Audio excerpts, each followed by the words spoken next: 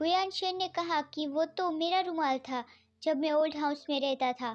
तो अंकल शू से कहते हैं, यंग मास्टर, अगर ये रुमाल आपका है तो मैं इसे लिस्ट से मिटा देता हूँ।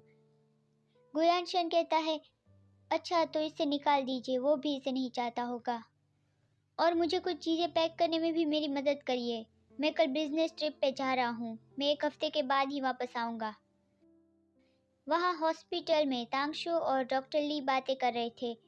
तांगशू उससे कहता है, डॉक्टर ली, मैं इन दिनों आपको बहुत परेशान कर रहा हूँ, लेकिन नैनन की मेंटल हेल्थ कैसी है?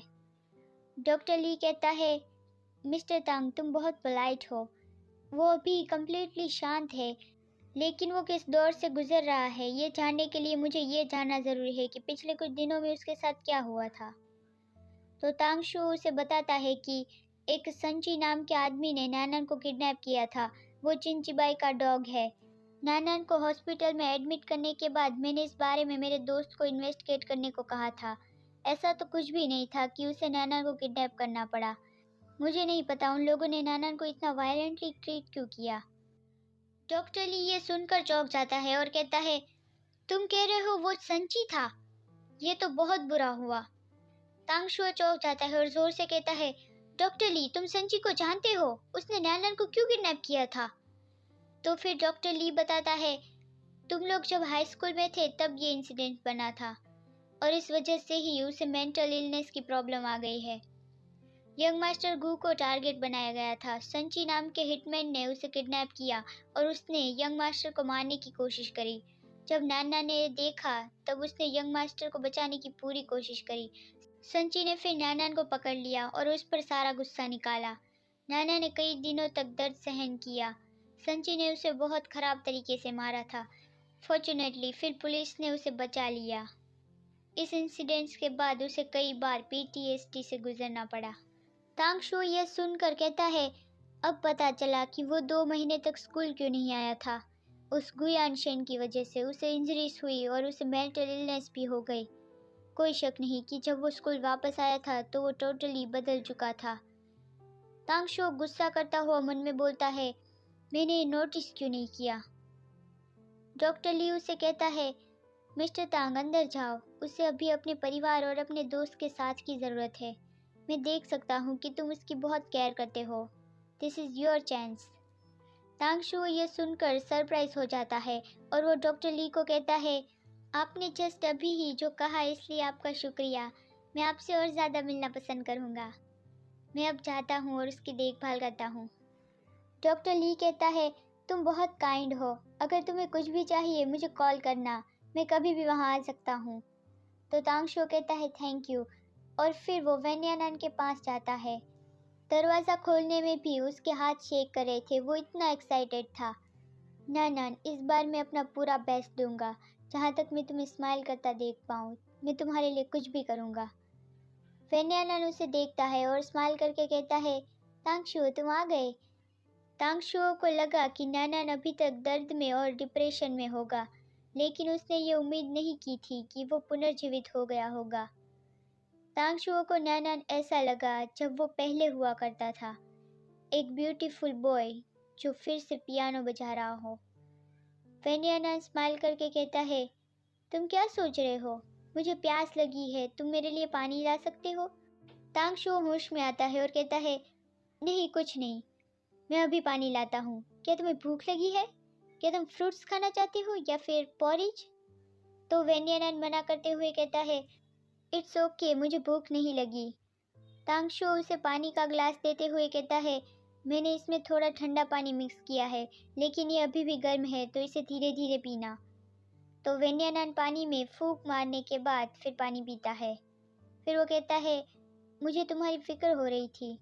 तो तांगशू कहता है, मेरी चिंता मत करो, तुम्हें आराम करने की ज़रूरत है और अपना अच्छे से ध्यान रखो। बाय द वे, डॉक्टर ने कहा तुम बहुत ही अच्छे से रिकवर हो रहे हो। तुम्हें अपने रूम से बाहर जाना चाहिए, लेकिन तुम्हें व्हीलचेयर पर ही बैठकर जाना चाहिए। ये तुम्हारे लिए सेफ रहेगा। चिंता मत करो, मैं तुम्हारी देखभाल करूँगा और तुम्हारे साथ कहीं भी चलूँगा। यहाँ हॉस्पिटल में सोते रहना बहुत ही घुटन भरा है। फिर वो ब्लश होकर कहता है, मुझे माफ़ करना, मैं बहुत ही एक्साइटेड हूँ कि मैं अपना मुंह बंद नहीं कर पा रहा। वैन्यानन कहता है, इससे कोई फ़र्क नहीं पड़ता। ये सुनकर तांगशो बहुत ज़्यादा खुश हो जाता है। वो लोग बाहर देखते हैं, वहाँ स्नोफॉल हो रहा था। तांगशो उसे कहता है, जब बर्फ का ढेर हो जाएगा क्या तब हम बाहर जाकर स्नोमैन बना सकते हैं? तो वेन्याना उसे कहता है ओके, लेकिन अचानक से वो थोड़ा विचारों में खो जाता है। शेंडुआन अपने अंकल से मिलता है और कहता है, अंकल इन दिनों मेरा मूड अच्छा नहीं है, मुझे हर वक्त ऐसा लगता रहता है कि कुछ तो गलत हो रहा है। तो शेंडुआन का अंकल शेन तियान हाउ कहता है, गुयानशर और वेन्यानन का डिवोर्स हो गया है, वो लोग अब एक दूसरे से कनेक्टेड नहीं है, तो अब तुम किस बारे में डर रहे हो? जल्दी करो और उससे शादी कर लो, कंपनी को अपने हाथ में ले लो और हमारा सपना साकार कर लो। शेनलुआन कहता है, मैं उसे प्रेशर करूंगा ताकि वो पब्लिकली अनाउंस कर दे कि उन लोगों का डिवोर्स हो गया है, लेकिन मुझे नहीं लगता कि ये इतना आसानी से होगा। आखिरकार हमें उस फिल्दी वुमन ल्यूयुन से भी पीछा छुड़वाना है। It's impossible to avoid it. तो शेन तियानहाउ कहता है, इसीलिए मैं यहाँ आया हूँ ताकि हम इस बारे में बात कर पाए। जब से जोयान फेंग कंपनी संभाल रहा है, मैं अपनी सारी हरकतें एक चोर की तरह संभल के कर रहा हूँ। गू कंपनी में हमारे जानकार भी ठीक से काम नहीं कर रहे। हमारा कॉन्ट्रैक्ट अभी भी रिव्यू और अप्रूवल पे अटका है। तो शनलुआन कहता है, जोयान फेंग वैसा ही है, ऐसे ही मनमानी करता है। वो बस यानशन का एक दोस्त है, लेकिन वो हर वक्त मुझसे लड़ाई करता है। पता नहीं ये ल्यूयुन एक बाहर वाले पे इतना यकीन क्यों करती है। वो तो यानशन होना चाहिए, वो उसका बेटा है। शेन तियानहाउ कहता है, दूसरी बात ये कि तुमने नहीं कहा था कि गू फैमिली मान जाएगी, तो उसने जिन को प्रोजेक्ट क्यों दिया? तो शेन लुआन कहता है, ल्यूयू ने ही ये डिसीजन लिया है, लेकिन वो जो सोच रही थी उस पर उसे कोई आइडिया नहीं होगा। चिंता मत करिए अंकल, हालात हमारे काबू में है, प्लीज़ थोड़ा सब्र करिए जब तक मैं यानशन से शादी ना कर लूँ, और फिर सब ठीक हो जाएगा। तो शेन तियानहाउ कहता है, हाँ मुझे सब्र रखना ही होगा, लेकिन लुआन ये हमेशा याद रखना कि गुयानशन हमारे लिए बाहर वाला है, सिर्फ अंकल और तुम ही हमारा भविष्य बनाएंगे, ओके? तो शनलुआन कहता है, बेशक मैं जानता हूँ, मैं उसे झपट लूँगा। जहाँ तक जोयान फेंग की बात है, वो लंबे समय के लिए खुश नहीं रह पाएगा। फिर शेन तियानहाउ उठता हुआ कहता है, अभी बहुत देर हो रही है, मैं चलता हूँ। और वो कहता है, मैं तुम्हारी वेडिंग पे पीने के लिए इंतज़ार करूँगा, शेन फैमिली तुम्हारी उम्मीद पे है। तो शेन लुआन कहता है, वो आप ही है जो शेन फैमिली पे डिपेंड रहते हैं, मैं तो फैमिली को हेल्ड करने के लिए अपना बेस्ट दूंगा। अंकल क्या मैं आपको घर तक छोड़ाऊँ? लेकिन शेन तियानहाउ जाते हुए कहता है, ज़रूरत नहीं, ड्राइवर मेरा नीचे इंतज़ार कर रहा है, तो तुम आराम करो। और ये याद रखना, मुझे गुयानशन अपनी मुट्ठी में चाहिए। तो शेन लुआन उसे नोट करता हुआ कहता है, हाँ मैं याद रखूँगा। घर पर ध्यान से पहुँचना। अंकल के जाते ही शनलुआन जोर से दरवाज़ा बंद कर देता है और गुस्सा होता हुआ मन में सोचता है, शेन तियानहाउ वो बूढ़ा मुझे अभी तक एक हाई स्कूल स्टूडेंट की तरह ट्रीट करता है और ऐसे दिखाता है जैसे वो कभी भी मुझे फेंक देगा। ये बहुत डिस्गस्टिंग है कि वो ऐसे दिखाता है जैसे वो कोई महान इंसान हो और सबसे बड़ा हो, लेकिन वो बूढ़ा अभी तक काम का है। कोई बात नहीं, उसे भी थोड़े मज़े लेने दो। यानशन से मैरिज के बाद उसकी परवाह भी किसे होगी। फिर वो गुयानशन को कॉल करता हुआ बोलता है, मुझे नहीं पता यानशन अभी क्या कर रहा होगा, लेकिन क्या वो बिजनेस ट्रिप पे भी मेरे बारे में सोच रहा होगा? वेन्यानन तो अभी कहीं नहीं है। ये बहुत अच्छा है। गुयानशन फ़ोन उठाकर कहता है, तुम इतनी रात को फ़ोन क्यों कर रहे हो? तो शेनलुआन कहता है, क्या कोई प्रॉब्लम ना हो तो मुझे तुम्हें लेट नाइट को फ़ोन करने की इजाज़त नहीं? मैं तुम्हें मिस कर रहा था। तुमने मुझे ये बताया भी नहीं कि तुम बिजनेस ट्रिप पे जा रहे हो। मैं जब कंपनी गया तो मुझे सेक्रेटरी ली से पता चला। तो गुयानशन कहता है, अभी मैं काम में बहुत ज़्यादा बिजी हूँ। गुयानशन वहाँ बजट देखता हुआ सोच रहा था कि मुझे ऐसा बजट दिखाकर मुझे प्रपोजल भेजने की कोशिश कैसे की इन लोगों ने। वो मुझे क्या एक बेवकूफ़ समझते हैं? वहाँ शेनलुआन उसे कहता है, यानशन तुम ये पब्लिकली अनाउंस कब करोगे कि तुम्हारा डिवोर्स हो गया है? मैं अब तुम्हारे साथ होने के लिए इंतज़ार नहीं कर पा रहा। गुयानशन का ध्यान पेपर्स पे ही था, तो उसे कुछ समझ नहीं आया और वो फिर से पूछता है। तो शेनलुआन कहता है, डिवोर्स की अनाउंसमेंट का क्या? यह सुनकर गुयानशन फ्लिंच हो जाता है और बोलता है, डिवोर्स के बारे में अनाउंसमेंट। तो शेनलुआन कहता है, हाँ क्या इसमें कोई प्रॉब्लम है?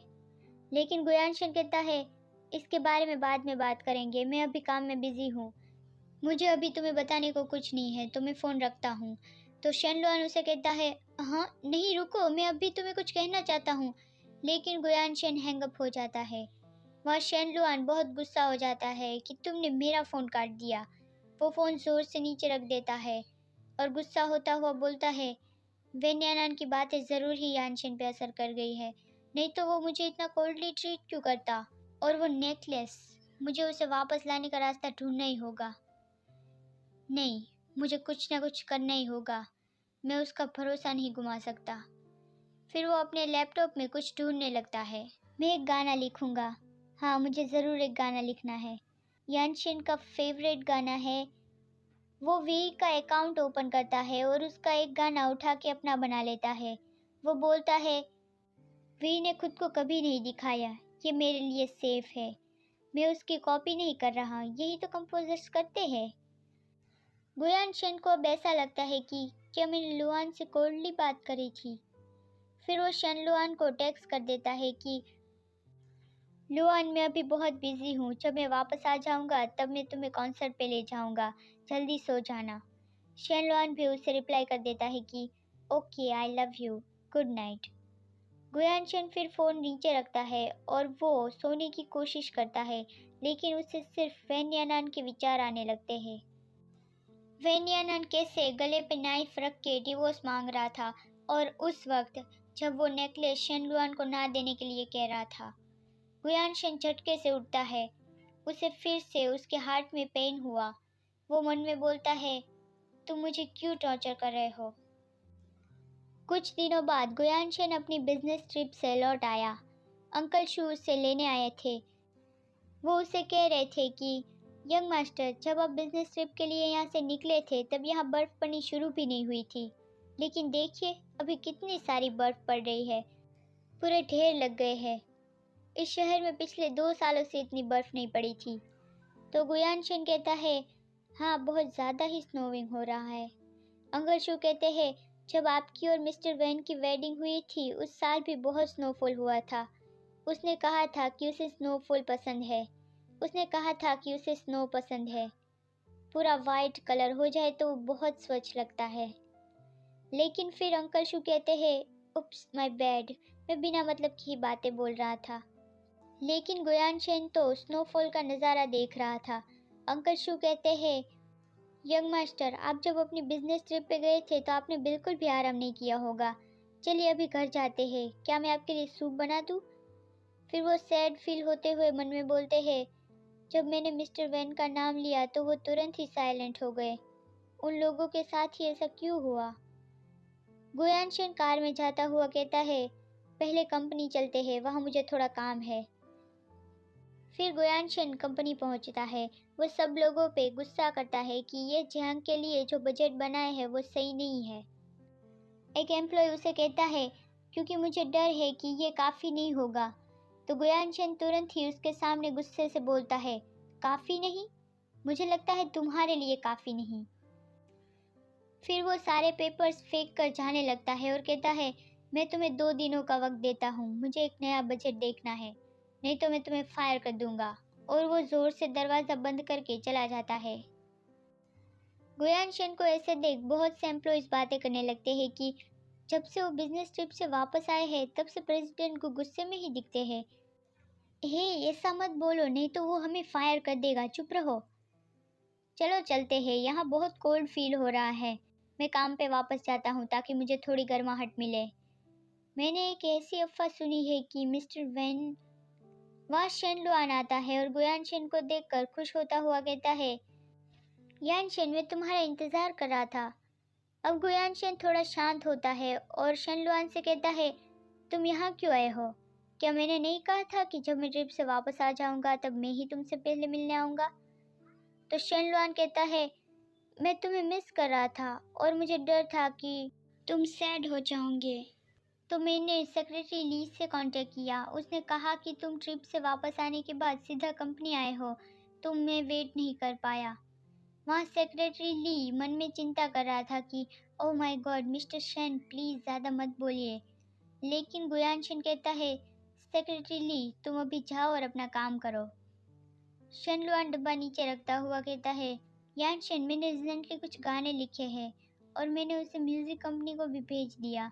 मुझे तो यकीन नहीं था कि वो लोग मुझे इंटरव्यू के लिए भी बुला लेंगे। क्या इस वीकेंड तुम मेरे साथ स्टूडियो चलोगे? गुयानशिन कहता है तुम्हें पता है मैं किसी ओकेशन के बगैर इस तरह की जगह पे नहीं जाता। तो शनलुआन उसे पीछे आके उसे मनाने की कोशिश करता हुआ कहता है तुम्हें अपना चेहरा दिखाने की ज़रूरत नहीं है, तुम बस बैक स्टेज मेरा इंतज़ार करना। कम ऑन, ये मेरा पहला इंटरव्यू है, मैं बस इसे तुमसे शेयर करना चाहता हूँ। फिर गुयानशिन मान जाता है। शनलुआन कहता है मुझे पता था तुम मेरे साथ ज़रूर चलोगे, आई love you. By the way मेरे अंकल ने कहा कि तुमने उसका प्रपोज़ल अप्रूव नहीं किया। क्या तुम इतने बिजी थे कि तुम्हें याद नहीं रहा? तो गुयानशिन कहता है तुम्हारे अंकल इस तरह के प्रोजेक्ट में अच्छे नहीं है। दूसरी बात कि उसे कम एक्सपीरियंस है। ये सुनकर शनलुआन मन में गुस्सा करता है कि तो तुम ये कहना चाहते हो कि तान लुनशुआन ज़्यादा एक्सपीरियंस वाला है? वो मेरे अंकल है। फिर शनलुआन के दिमाग में कुछ और याद आता है। वो गुयानशिन की ओर स्माइल करके कहता है काम की बात तो बहुत हुई, तुम पब्लिकली डिवोर्स की अनाउंसमेंट कब करने वाले हो? क्या हमारी शादी वेटिंग पे नहीं है? यह सुनकर गुयानशिन कहता है नैनन अभी भी हॉस्पिटल में है और बहुत से लोग गु और जैंग के प्रोजेक्ट को देख रहे हैं। अभी अनाउंसमेंट करना कंपनी की इमेज के लिए अच्छा नहीं, थोड़ी देर धीरज रखो। शनलुआन कहता है वेल मेरा कोई जल्दी करने का इरादा नहीं था, मैं बस ये सोच रहा था कि मुझे फाइनली तुम्हारे साथ होने का मौका मिल गया, इसलिए मैं बहुत परेशान हो गया था।